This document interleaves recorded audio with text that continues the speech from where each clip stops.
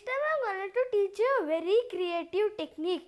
Here this is very easy and it is very creative and very fun technique. It's almost just like chain reaction.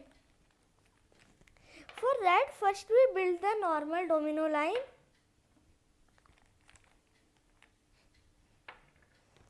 We should build it. If you want to build so much, then you can build more big domino line. After that, in this domino line, we carefully add this one domino here, and then we here again build another domino line.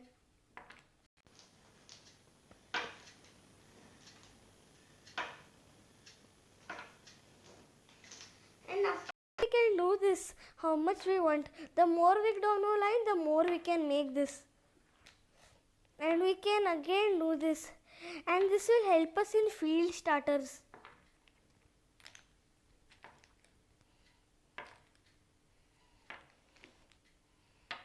So let's stop a lit. Let's see. 3, 2, 1. Thank you.